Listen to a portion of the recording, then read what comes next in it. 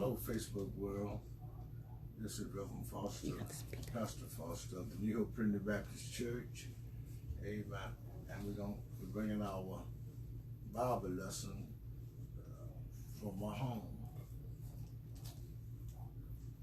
Let me say hello to all of our members from the New Hope Primitive Baptist Church, and let me give honor to whom honor is due. Let us bow in prayer before we start our lesson tonight. Our gracious Father, we come with bowed heads and humble hearts. We come, Lord, thank you for our yet spared lives. We thank you, Heavenly Father, for things you're doing, done, and will do. And gracious Father, you let us sleep through the night, and you woke us up early this morning with a portion of health and strength, and we thank you for it. We thank you for the shelter over our heads. We thank you for the food in our cupboards. We thank you, Heavenly Father, for our families, our loved ones, our children, and our children's children. And Master, we know that one of these days that's going to come an end to this side. But Master, we're waiting for the other side where every day be howdy howdy and no more goodbyes. In Jesus' name we pray. Amen.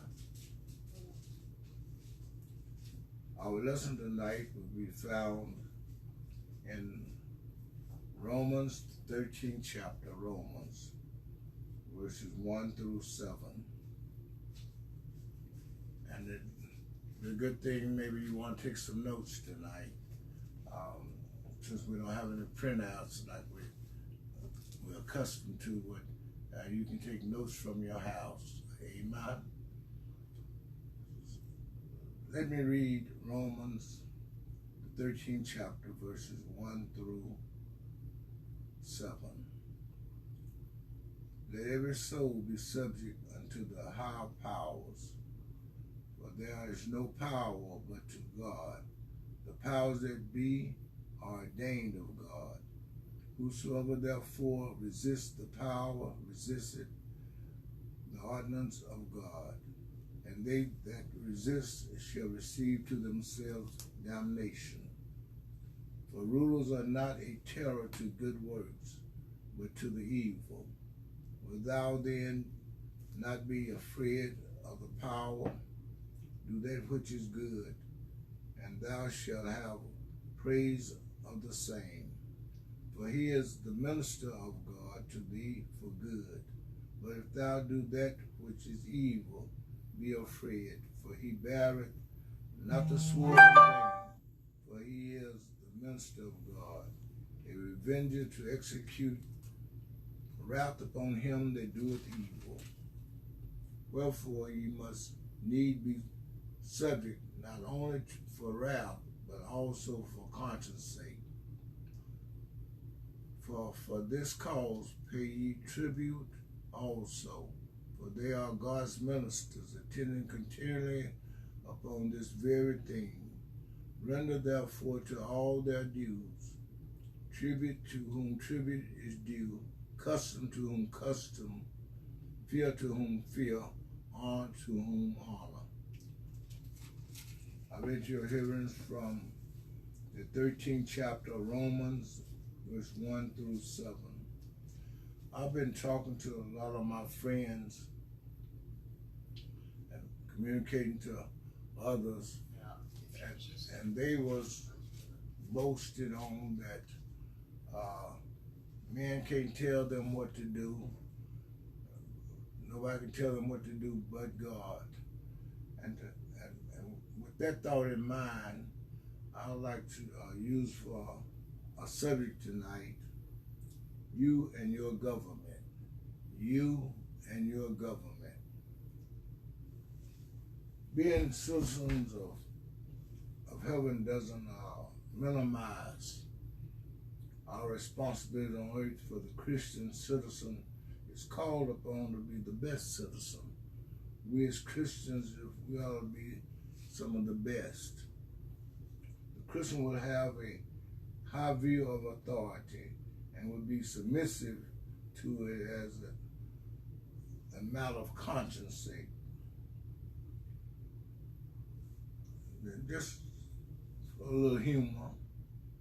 A president aide said, "Mr. President, I was wondering, sir, if it might be possible for my son to work somewhere in the White House."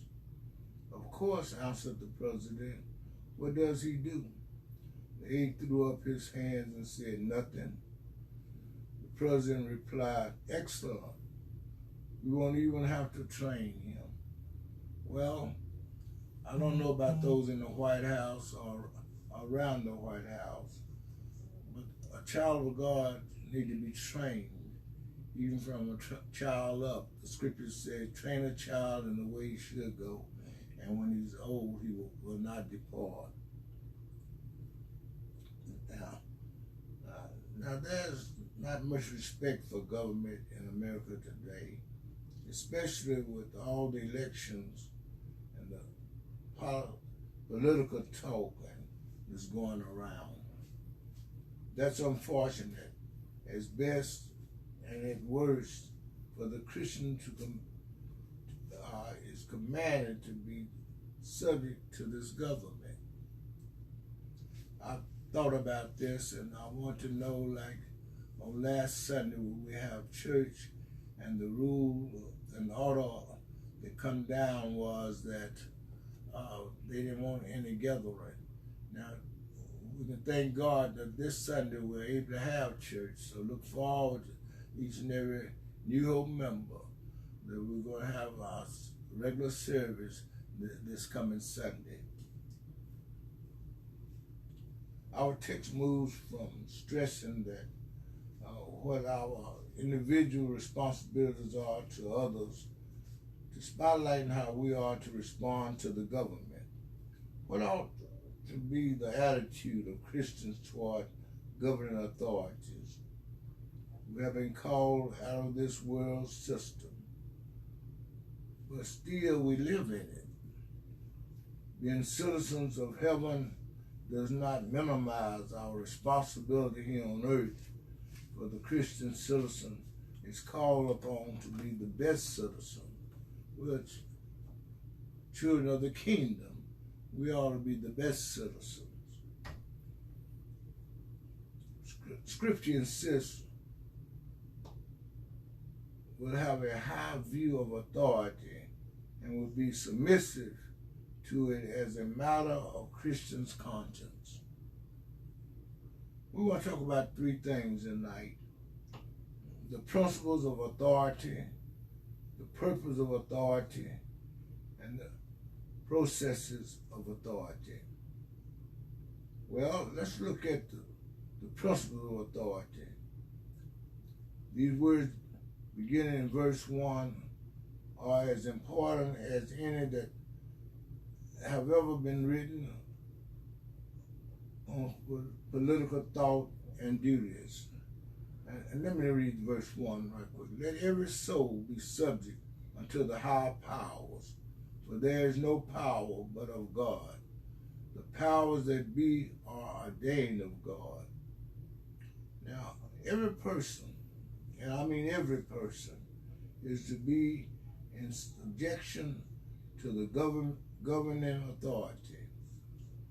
What a strong statement about the right of governments to rule and our responsibility to support them. Question is, why? The next part of verse 1 answers why. "For there is no authority except from God, and those which exist are established by God." Well, human government is ordained or established by God. God has established three institutions: the home, and you can find reference Genesis, the 2nd chapter, 18 through 25. The church, Acts 2, and the government, Genesis, the 9th chapter, verses 1 through 17. The word ordained means it originates from God, or it is his idea. Government is instituted up under divine authority. Human authority is derived from God's authority. It is authority delegated in certain spheres of life. Therefore, we should say, as Jesus did to Pilate in John, the 19th chapter, verse 11, you will have no authority over me unless it has been given you from above. Well, the spheres of human authority is teachers, governors, on down to supervisors of custodians and janitors. They have authority to give orders. They have authority to demand obedience to the laws that many of them they have created, but yet created not with God unknowingly. God knows all things. And it's God that actually gives permission, and we should subject ourselves to those that's in authority, governors, mayors, presidents.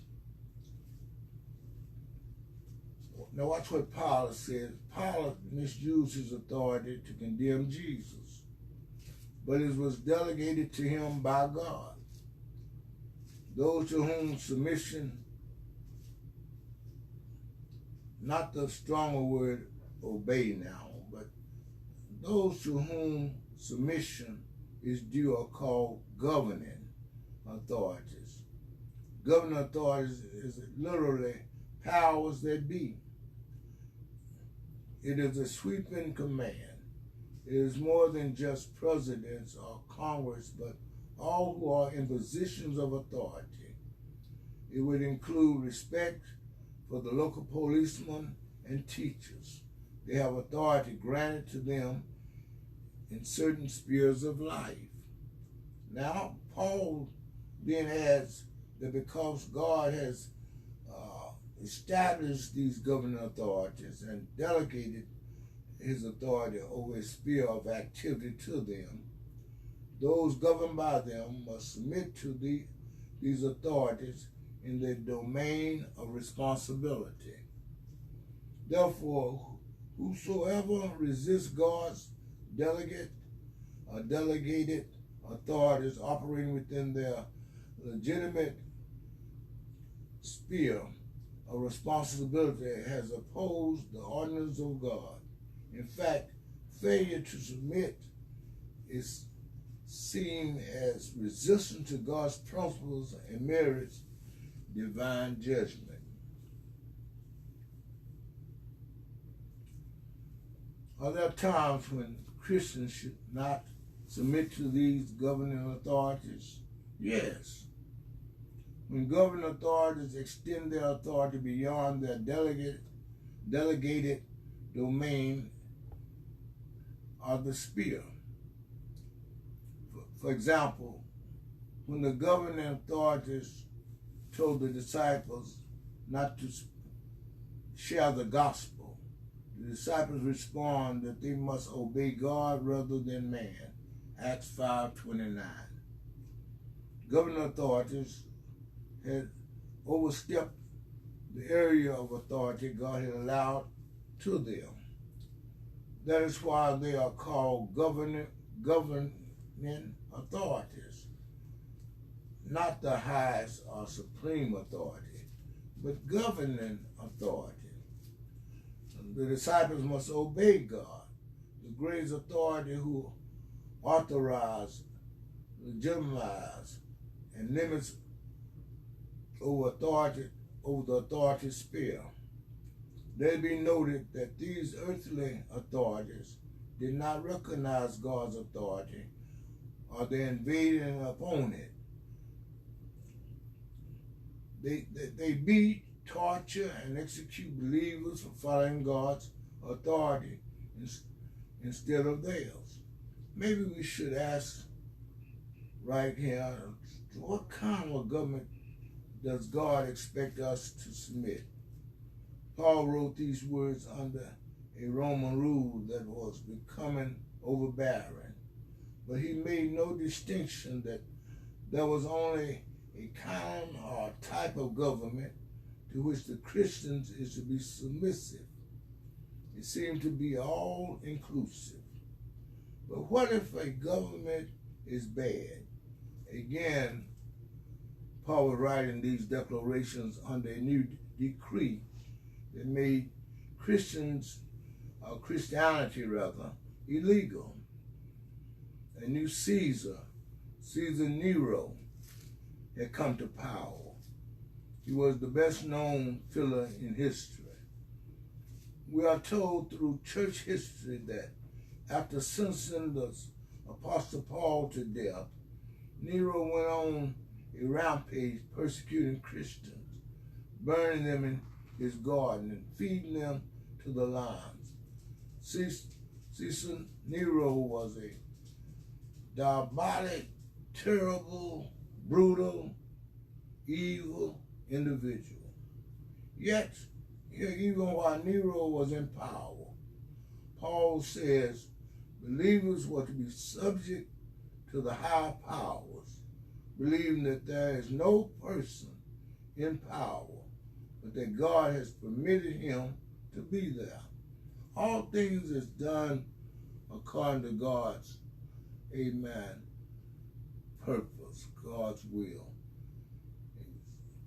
You may not respect the person who's in power, but you must realize that the Lord has allowed him or her to be there, even if a person as brutal as Caesar Nero.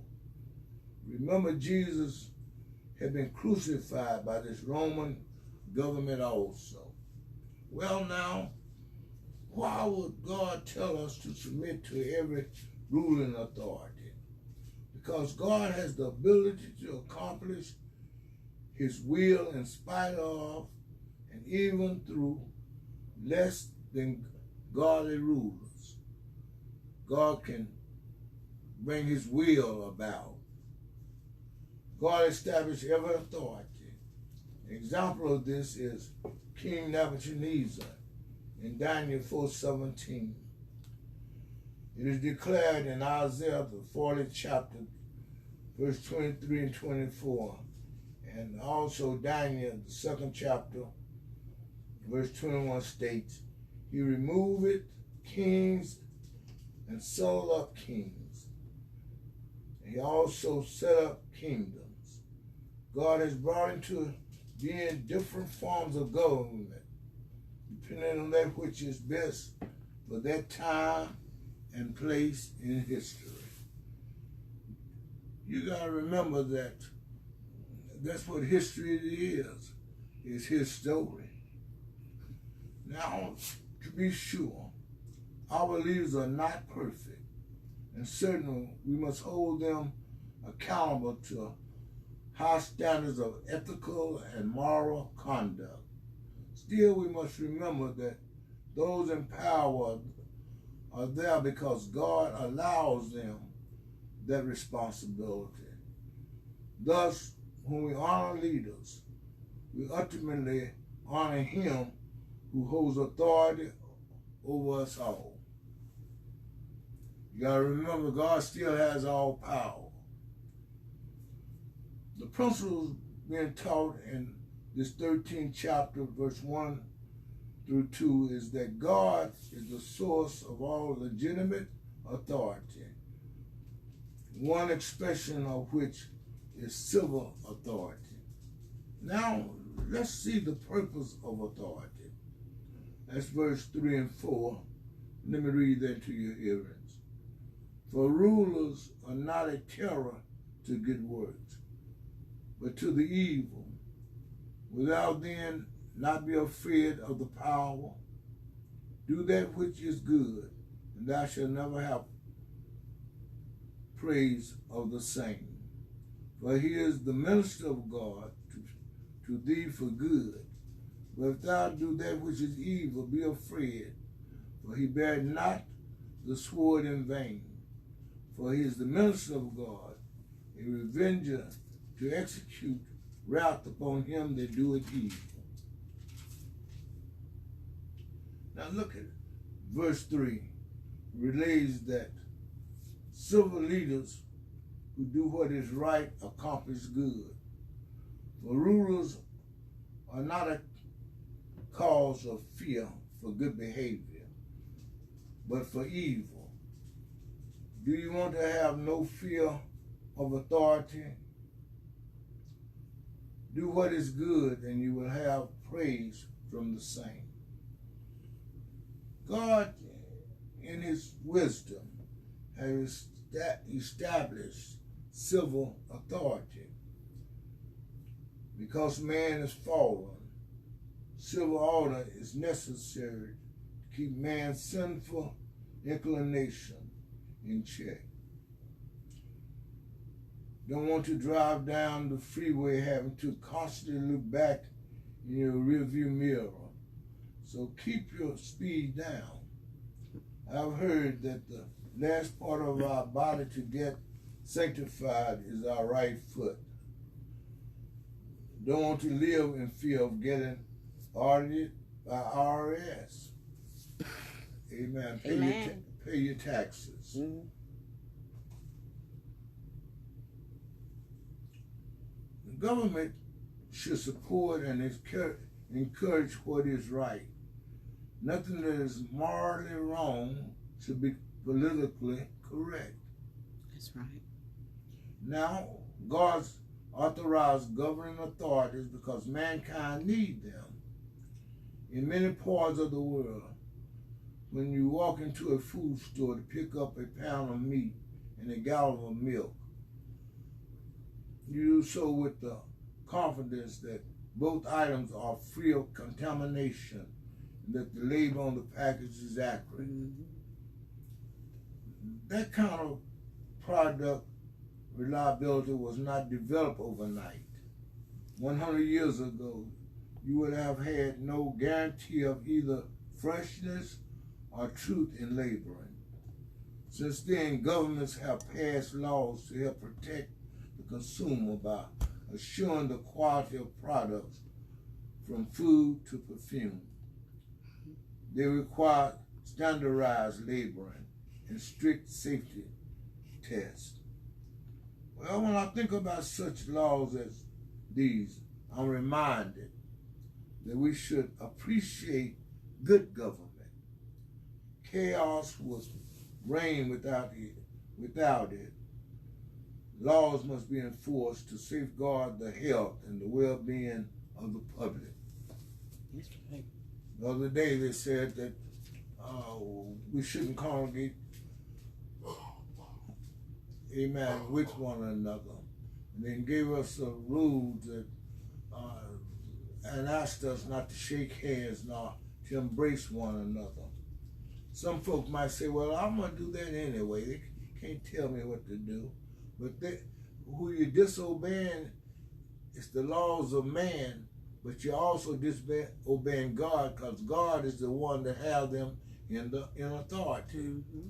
When it's talking about the ministers here, it's not talking about your preacher man. It's talking about those that's governing the land, and they are servants of God. Mm-hmm. Some of them know it and some of them don't know it, but yet they're still God's servants. That's right. That's right. In a day when government is often severely criticized, let us remember that there is no authority except from God, and the authority that exists are appointed by God. You can go back to the first verse. It says, let every soul be subject to the higher power, for there is no power but of God. The powers that be are ordained of God. So that means God is the one that calls them to be in the position they are in. Now, verse 4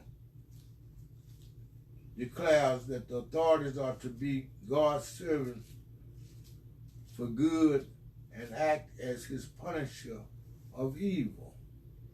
For it is the ministers of God to you for good. But if you do what is evil, and he said, be afraid, for it does not bear the sword for nothing. King James says, for they do not bear the sword in vain. For it does not bear the sword for nothing. For it is a minister of God, an avenger, who brings wrath on the one who practices evil. The state is called God's servants because it encourages the good and punishes the evil. Believers are warned to avoid public evil because God has given the state authority to use the sword. Now, in civil disorder and in capital punishments, the state has the authority. Since it is God's servants who bears the sword, it excludes all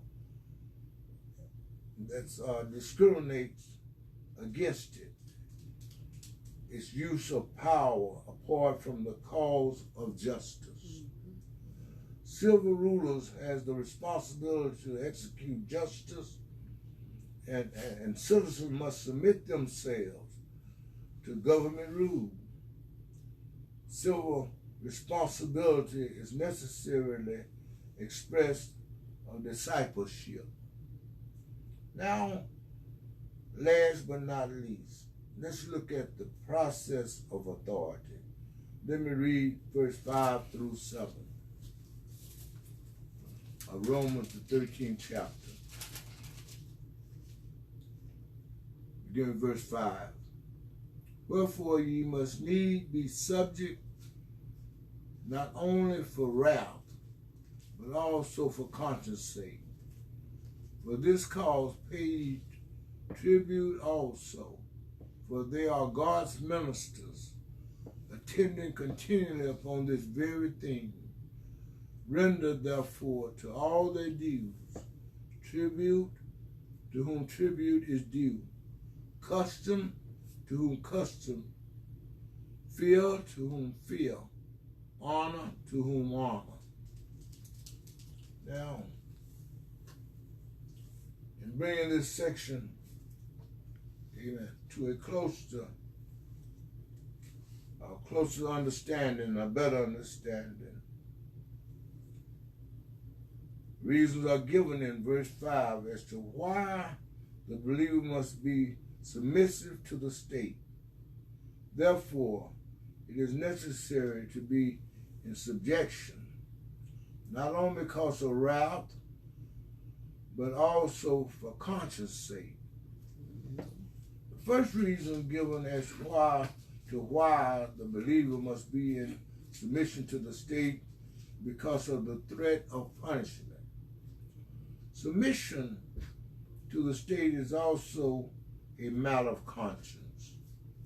The Christian, because of God's word, can have a clear understanding of the justification for the state and its actions that officials of the government are likely to have. That understanding is to guide him in his attitude and decision toward authorities. What constitutes the limit of government? Under what circumstances should a Christian disobey the law? Now, there's been many different answers over the centuries, but on one point, they agree. When the claim of earthly authority conflict with divine authority over faith and practice, Christians must obey God rather than man. It says Acts chapter 5, verse 29. It was true when Peter and John were ordered to stop preaching about Jesus in Acts 4th chapter, the 17th through verse 20. Because civil authority is established by God's submission in verse 6 entails such the practice duties as paying taxes. For because of this, you also pay taxes. For rulers are servants of God, devoting themselves to this very thing. Since government is ordained of God, we are obligated to provide support for its operation. Even if the people in authority are unworthy. The institution is not because God has authorized it. Excuse me, let me say that again, because the institution is not because God has authorized it. Without financial undergirding, governments cannot function. That's right. Verse 7 summarizes the duties of submitting to authority. It says, render to all what is due them. Tax to whom tax is due. Custom to whom custom. Fear to whom fear. Honor to whom honor. Mm-hmm. Now Jesus answers about paying taxes in Matthew, the 22nd chapter, verse 16 through 22. Caesar had his image on certain things, and they hardly belong to him. God has his image on man who rightly belongs to him. In our closing, should we respect government? Yes, because God established government. We are to submit ourselves to the civil authority over us, and we are to pray for them. We are to respect and honor them. However, our ultimate authority is God, who is Lord over all human governments. When it comes to a clash between civil law and God's law, we are to obey God and be ready to suffer the consequences of this decision. As Christians, we have a responsibility to make the state better.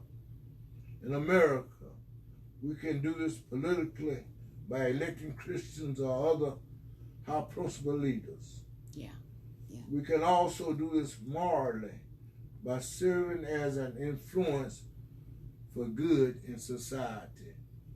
So we as Christians ought to find ourselves at the voting market. We ought to vote for those that is morally and ethically good, and as much as we know. We ought not let just anything happen in our country and our nation, but we have a God to honor and a God to glorify. So, as we dwell in this land, amen, let's remember that you and the government are one in the land. Government has civil authority. That's right. God has all authority. Yes. So obey the God that keeps you. Obey the God that brings you to higher heights in life. And one of these glad moments, and all be over with. You won't have to worry about the evilness of this old world. But you hold on until that time. And then one of these days he's going to move you to higher heights. You're going to take a greater step in life. You're going to reach to higher heights in life. And you're going to find yourself on the mountaintops. Give God glory and give God praise. I hope you got a thought out of what was said tonight. I hope you enjoyed this, and we'll try to be a little better the next time we come on. This is our first time, but I've enjoyed it, and I hope you've enjoyed it. And I hope you've been encouraged to don't worry about things that's happening today, because you are God's children. You're a child of the kingdom, and we're on our way home. God bless you. God keep you is our prayer.